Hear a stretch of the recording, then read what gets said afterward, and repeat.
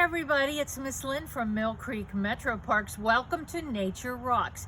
Today we're at the Scholl Recreation Area located on Bears Den Road. And although this place has gone through a number of name changes, it still remains a very popular park location for family gatherings and family fun. Now, our story actually gets started in the spring of 1927. It was the height of the Roaring Twenties, and when several prominent Youngstown businessmen who regularly rode their horses through Mill Creek Park decided to form a riding club. And by August, plans were in place for what would become known as the Mill Creek Riding Club. Now, the club purchased 10 acres here near the park. They built a stable and a clubhouse. They hired a riding master and staged horse shows. Members included some of Youngstown's elite families and several area industrialists. Membership grew to be about over 130 members.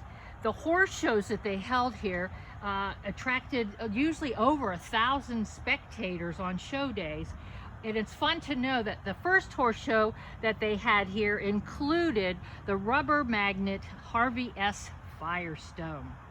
Now, after the stock market crash in 1929, the club continued to move forward with plans to build a heated indoor arena and form a polo team.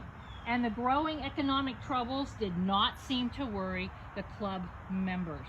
But then the Depression finally caught up with the club, and the Dollar and Savings and Trust Company actually foreclosed on the property, and the vice president of the bank was actually a member of the riding club. Well, in 1935, Mill Creek Park directors bought the 10 acres here. The stable and the clubhouse were still standing, but they turned it into an archery club.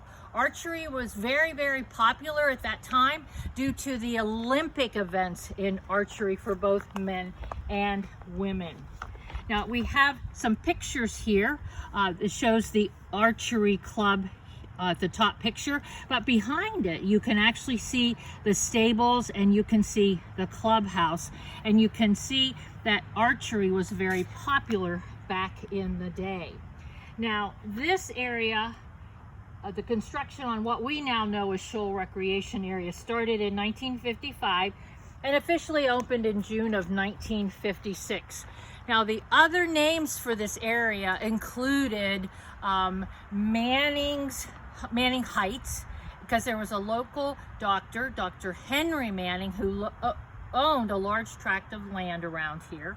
Then it was called Kirkmere Recreation Area, and then in 1988 it became the Scholl Recreation Area, and it was named after Walter H. Scholl, who was the park recreation director from 1941 to 1972.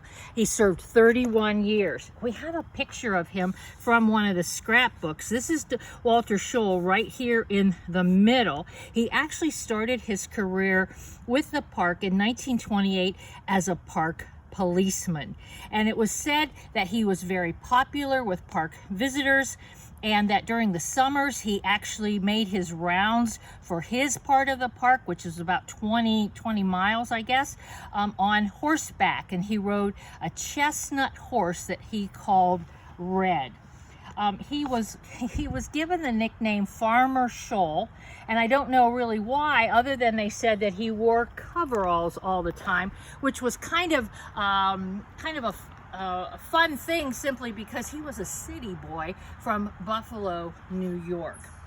Today, the Scholl Recreation Area, Dr. Jim was panning, so you got a sense of everything. It includes a pavilion that seats 48 people. The pavilion has electricity and 2 large grills, and there are comfort stations or restrooms here nearby. There's a splash pad for the kids, a playground. There's tennis and basketball courts and a giant lawn area to be enjoyed by all. Oh, one more thing I forgot to tell you, Dr. Jim, was that Mr. Scholl actually tried out as a pitcher for the Cleveland Indians. See, there's so many different stories here in the park. So we thank you for spending time with us. We invite you to come down and visit Scholl Recreation and check everything out. And we sure hope to see you in the park sometime soon. Bye-bye, everybody.